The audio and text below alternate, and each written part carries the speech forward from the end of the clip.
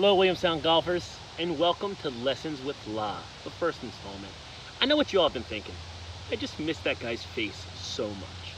So I figured, why not just give you the close-up look? You know what I mean? All right, today we're going to be working on chipping, probably the most important part of the game. I watched the girls last year just chip from this side to that side to this side to that side to this side to that side of the green many times, and it does kill the score. Whether you're an advanced golfer or beginning golfer, this is one of the #1 spots where you can shave strokes off your game quickly. All right? A lot of times chipping, we make it too fancy. All right? Often there's nothing in our way. We just have to get the ball from where it is to on the green.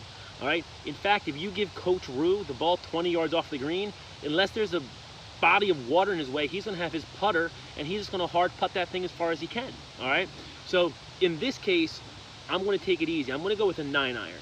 A lot of times I would use a pitching wedge, but I want you guys to see that you don't have to use a sand wedge every time you chip. All right? We're going to try and minimize any mistake we possibly make. So as we stand up to chip, all right, one of the most important things is all your weight is going to be on your front foot. All right, so if I'm swinging through this way, like in this case for me, all my weight's going to be on my left foot. All right, let's see at least 95% of it. So I can almost lift this foot up and be swimming.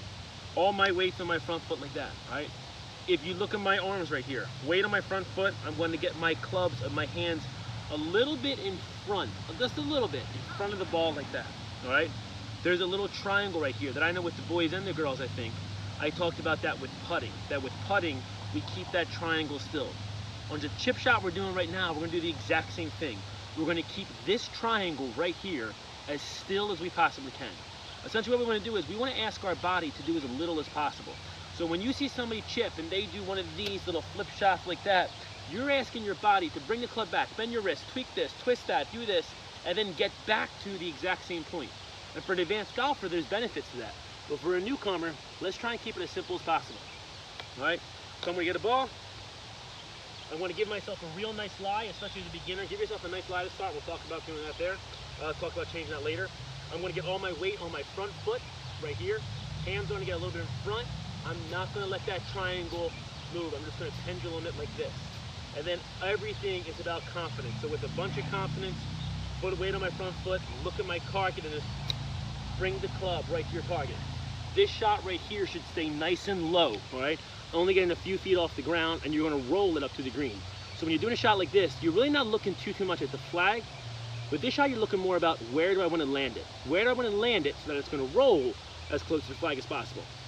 This is a great option for when you don't have a lot of stuff in front of you. You don't have to go over a bunker, over a bush, over a tree.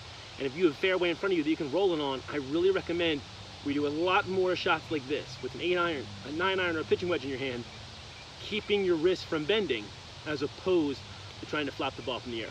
All right? We're going to be adding some stuff to this tomorrow, so stay tuned.